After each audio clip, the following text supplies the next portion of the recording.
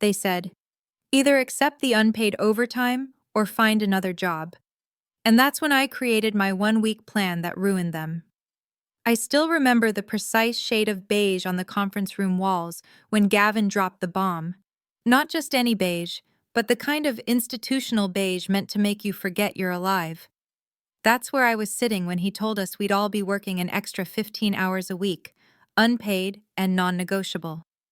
The Clark account needs all hands on deck, he said, not even glancing up from his tablet. Everyone's working 55-hour weeks until the project launches, same salary. Consider it an investment in your future with the company.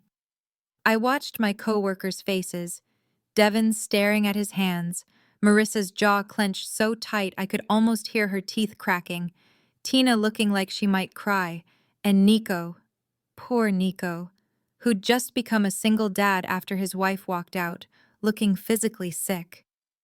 And something in me just snapped. Not outwardly. No, outwardly I was perfectly calm.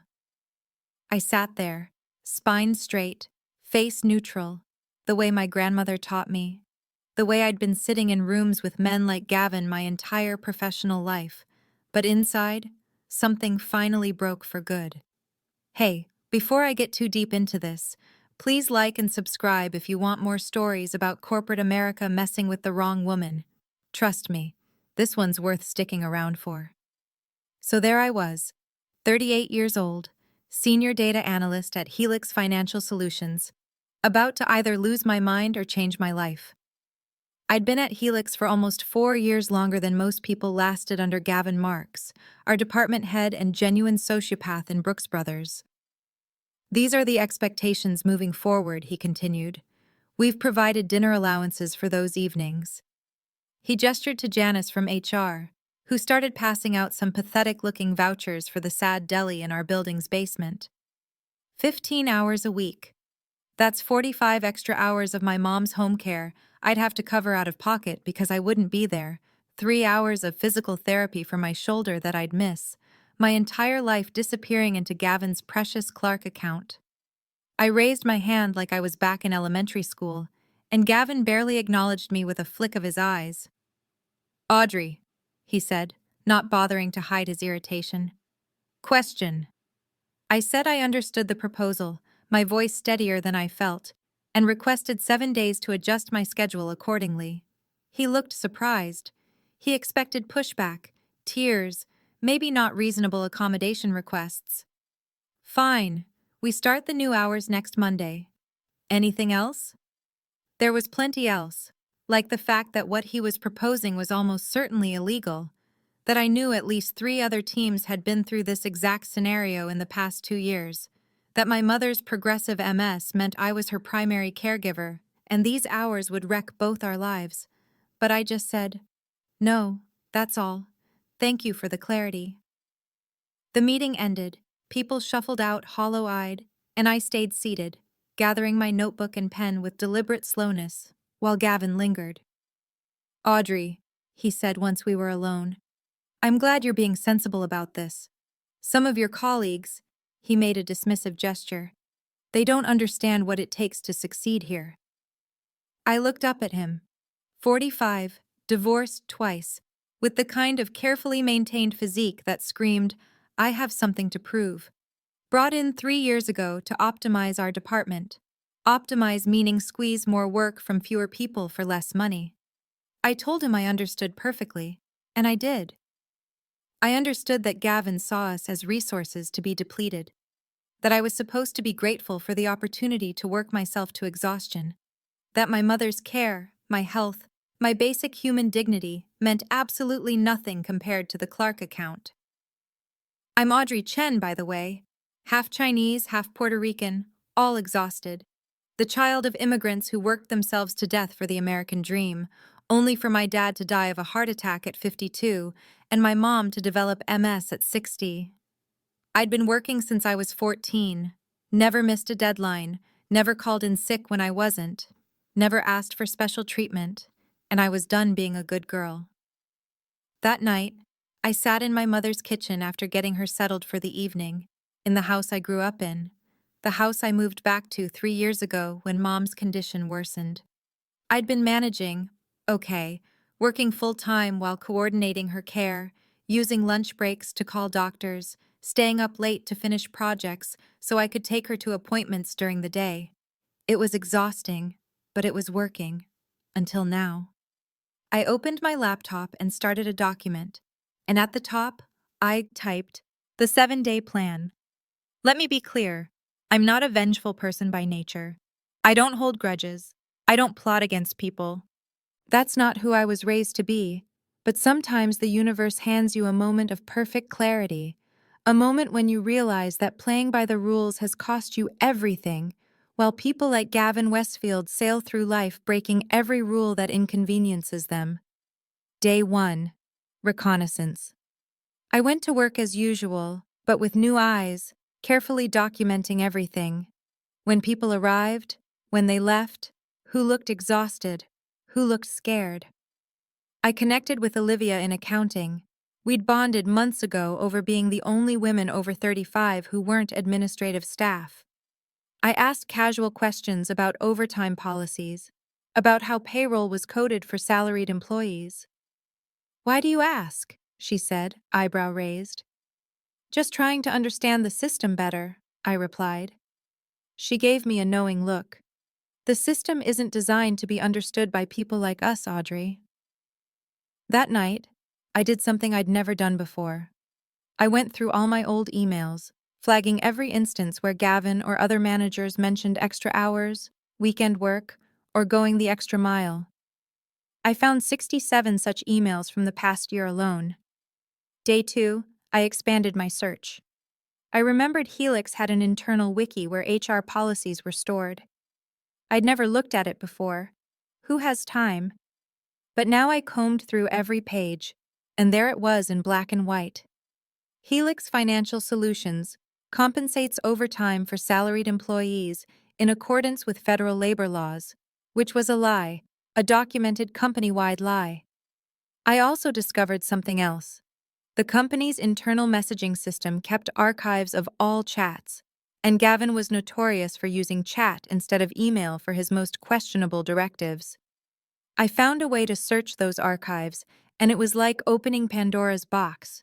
Need the team to push through this weekend? Don't log the hours officially? We'll recognize the effort at year-end reviews.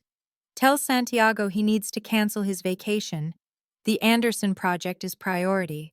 If he pushes back, remind him we're evaluating for promotions next month. Chen's mother issues are becoming a problem. Find a way to reduce her accommodation requests while keeping us legally covered. My mother's issues, her degenerative neurological condition, were an inconvenience to him. I printed everything. I saved everything. I began building my case. Day 3, I reached out to former colleagues who'd left abruptly. Casual coffee catch-ups.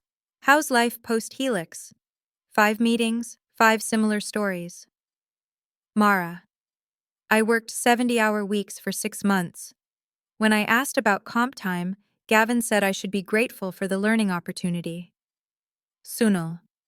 They denied my FMLA leave when my father was dying, said my role was too critical. I quit the day after his funeral. Javier. Gavin told me point blank that my accent was limiting my potential and suggested English lessons on my own time. Each conversation made me angrier, but also more certain. Day 4, I contacted an employment attorney. Her name was Eleanor Park, and she didn't smile when I sat down in her office. "I don't have much money," I said up front. "Tell me your story first," she replied. "Then we'll talk about money." I laid it all out, the unpaid overtime, the systematic pattern, the documented evidence. When I finished, Eleanor leaned forward. "What do you want out of this, Miss Chen?" It was a good question. What did I want? Revenge? Money? Justice? "I want them to stop," I said finally. "I want Gavin gone. I want everyone who's owed back pay to receive it. And I want enough money to make sure my mother gets the care she needs for the rest of her life." Eleanor nodded slowly. "It won't be easy. Companies like Helix have deep pockets and good lawyers. I have evidence, I said, and I have nothing left to lose. She took my case. Day 5, I kept gathering evidence, now with legal guidance. I recorded a conversation with Gavin where he explicitly threatened my job if I couldn't commit to the new hours. Single-party consent state, completely legal. I also discovered Helix had settled 2 previous unpaid overtime cases confidentially in other departments, and Eleanor was thrilled with this information. Pattern and practice, she said.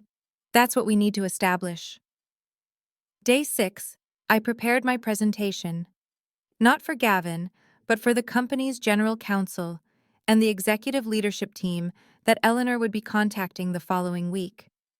Spreadsheets showing hours worked versus hours paid. Documentation of all unpaid overtime for my entire department going back 3 years. Testimony from former employees. Copies of contradictory HR policies. It was the most thorough analysis I'd ever conducted, and I'm very, very good at analysis.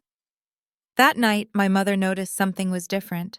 I was sitting with her, helping her with her evening stretches, when she said, "Shoya, what are you planning? You have your father's scheming face." My father had been a master chess player. He'd taught me to always think 7 moves ahead. "I'm just solving a problem at work, Mom," I said. She gripped my hand with surprising strength. "Be careful. Your father always said the most dangerous moment is when you're finally standing up for yourself." I kissed her forehead. I learned from the best. Day 7, the morning of our follow-up meeting. I dressed carefully, not my usual work clothes, but the charcoal gray suit I saved for client presentations, pearl earrings my father gave my mother on their wedding day, red lipstick, my armor. I arrived early, printed one final copy of all my evidence, sealed it in an envelope, and waited. The conference room filled gradually. Same beige walls, same colleagues with dark circles under their eyes. Gavin strode in last, not bothering to apologize for being late. "All right, people, today we implement the new schedule. I expect everyone to stay until at least 7 p.m. tonight to get started on the Clark deliverables." He looked around, daring anyone to object. "Any questions before we begin?" I raised my hand. Gavin sighed theatrically. "Yes, Audrey." "Actually," I said, standing slowly, "I do have a question. Did you know that requiring unpaid overtime from salaried non-exempt employees violates the Fair Labor Standards Act?" The room went completely silent. Gavin's face flushed. "I don't know what you think you're—" "And did you know," I continued, my voice stronger with each word, "that doing so as a systematic practice constitutes wage theft, or that Helix's own policies explicitly contradict this practice? Audrey, this is completely inappropriate. If you have concerns about your workload, we can discuss that privately." I smiled at him, not a nice smile. "Oh, I've documented my concerns very thoroughly. In fact, I've documented everyone's concerns for the past 3 years." The look on his face, confusion shifting to understanding, shifting to fear. "I'll treasure it until the day I die." "What exactly are you saying?" he demanded, his voice dropping to a dangerous register. "I'm saying I have a choice to make," I replied, picking up my bag. "I can either accept your proposal for unpaid labor, or I can walk into the meeting I've scheduled with Helix's general counsel in exactly 15 minutes. My lawyer is already waiting in the lobby. I don't think I'll ever forget the faces in that room. Devin's mouth literally hanging open, Marissa staring at me like I'd grown a second head, and Gavin watching his face cycle through disbelief, rage, and then that beautiful moment of dawning terror when he realized I wasn't bluffing. "You're making a very serious mistake," he said, his voice suddenly quiet. "No," I replied, gathering my things. "I'm correcting yours." I walked out of that conference room with my heart hammering so hard I thought it might crack my ribs. I'd never stood up to anyone like that before. I'd been raised to keep my head down, to work twice as hard for half the recognition, to be grateful for whatever scraps fell from the table. My mother's voice in my head, "Just be happy they hired you at all, Shoya." Many places wouldn't. But there was another voice too, my father's. Chess isn't about one move, mija. It's about the whole board. Eleanor was waiting in the lobby as promised, elegant in a navy suit, her silver hair cut in a sharp bob. I'd emailed her everything the night before. She'd called me at midnight after reviewing it all. "This is stronger than I initially thought," she'd said. "Are you absolutely certain you want to proceed? There's no going back." "I'm certain," I'd told her. "They've been stealing time from people's lives." Now she stood as I approached. "Are you ready?" "I think I'm going to throw up," I admitted. She smiled slightly. "That's normal. But remember, we're not asking for anything unreasonable. We're simply requesting they follow the law." The meeting with the general counsel wasn't what I expected. I'd imagined righteous confrontation, denials, threats. Instead, Vivian Lee, a woman about my age with immaculate nails and tired eyes, listened to Eleanor's presentation without interruption, reviewed the evidence I'd compiled, took notes, and then asked me a single question. "Why this approach, Miss Chen? Why not raise these concerns through HR first?" I met her gaze. "Because HR reports to the same executives who benefit from this system, because 2 previous complaints were quietly settled with NDAs, because I've watched good people destroy themselves trying to meet impossible demands while being told they should be grateful for the opportunity." She held my eyes for a long moment, then nodded once. She'd need time to review everything and would be in touch within 48 hours. Eleanor seemed optimistic as we left. This went better than expected. Vivian's reputation was solid. She wouldn't bury it. But I wasn't convinced. The adrenaline faded, leaving me shaky and nauseous. "What happens now?" "Now you go home," Eleanor said. "You wait, and you prepare for either a reasonable settlement or a long legal battle." I went home, but couldn't rest, pacing my mother's kitchen and flinching every time my phone buzzed. Mom watched quietly, understanding that some battles are fought in silence. I didn't go to work the next day or the one after, calling in sick, truthfully, since stress had me throwing up every few hours. I'd gambled everything on this one move. On the morning of the 3rd day, Eleanor called. "They want to meet today, with you, me, Vivian Lee, and the CEO. Julian Winters himself, the man whose face was on the website, whose $15 million compensation package had been featured in Business Insider." What does that mean? It means they're taking this seriously. Be here at 1 p.m., wear something professional but not flashy. I chose a simple black dress, professional enough for a CEO, somber enough for the funeral of my career, because no matter how this ended, I was never working in financial services again. My mother squeezed my hand before I left, telling me in Mandarin that she was proud of me for standing up. The meeting took place in an executive conference room I'd never seen. Real wood table, chairs with lumbar support, a river view instead of a parking garage. Julian Winters looked older than his website photo, grayer, lines etched deep between his brows. Vivian sat beside him, along with an unnamed man in an expensive suit who screamed outside council.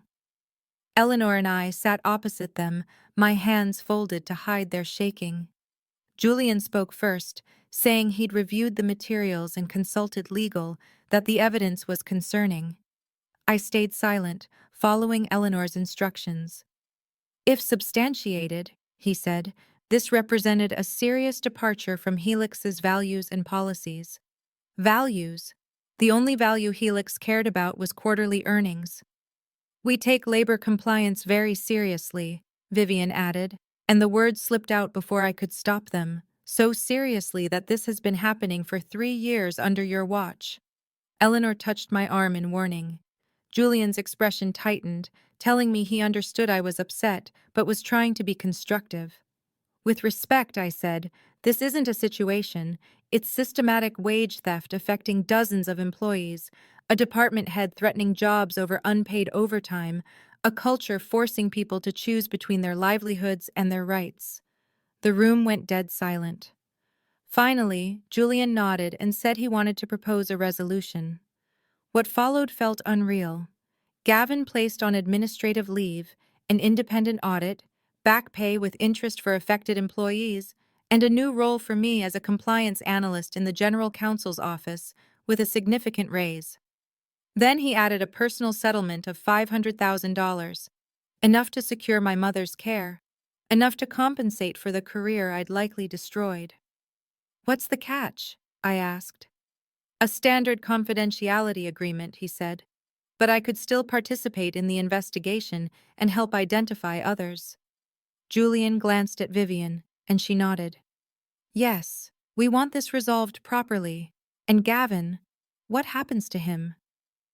"That depends on the findings of the investigation," Vivian said carefully. "But based on what you've provided, it's unlikely he'll return to his current role." I looked at Eleanor, who gave me a small nod. This was a good offer, better than we'd expected. "I need time to think about it," I said. "Of course," Julian replied. "Take the weekend. We'll reconvene on Monday." As we left the building, Eleanor was practically giddy. "This is an excellent outcome, Audrey. They're scared. They know you could take this public, file with the Department of Labor, trigger a company-wide audit." "Why are they being so reasonable?" I asked, still wary. "Because you did your homework, because your documentation is airtight, and because Julian Winters is smart enough to know the cost of fighting this, financially and reputationally, far outweighs the cost of fixing it." I spent the weekend explaining everything to my mother, who listened wide-eyed and then hugged me fiercely. "Your father would be so proud," she whispered. "He always said you were the smartest one in the family." On Monday, I accepted their offer with one change. I wanted to be part of the team redesigning the overtime policies to make sure this could never happen again, even after I left. And yes, I knew I wouldn't stay at Helix forever. No matter the title, I'd always be the woman who brought receipts. But I could use my time there to repair what was broken. Gavin was fired 3 weeks later. The independent audit revealed his department wasn't the only one with unpaid overtime issues. In total, Helix paid nearly $7 million in back pay to current and former employees, implemented a new time-tracking system, and revised their policies. As for me, I used part of my settlement to hire full-time help for my mother, took a real vacation for the first time in years, and started sleeping through the night again. The new role was better, reasonable hours, more respect, but isolating. Some people avoided me, afraid I was taking notes. Others treated me like a workplace folk hero, which was just as uncomfortable. 6 months later, I left Helix. With no non-compete, I joined the state labor department investigating wage theft. The pay was lower, but the work mattered more. Gavin, last I heard, was working for a startup in Austin. I almost feel sorry for his new employees. Almost. Sometimes I think about that conference room, about how my life changed because I stopped accepting the unacceptable, about how many people give away their time and swallow their anger because they think they have no choice. You do have a choice. It may be hard and terrifying, but it's there. My name is Audrey Chen, and I refuse to work unpaid overtime. It cost me my comfort zone and my reputation in some circles. Nearly gave me an ulcer. But it gave me back something I didn't realize I'd lost. My voice. If this story resonates with you, and your gut says it's happening to you too, listen to it. Document everything. Know your rights. Find allies. And remember, the strongest chess move isn't always the most obvious one. If this story hit home, like and subscribe, share it with someone who needs to hear it, and tell me in the comments if you've ever had to stand up to workplace exploitation. I read every comment. We're building a community of people who refuse to be taken advantage of, and we're stronger together. And if you're a manager or executive watching this, take a hard look at your practices, because somewhere in your company, there may be another Audrey. and she's taking notes.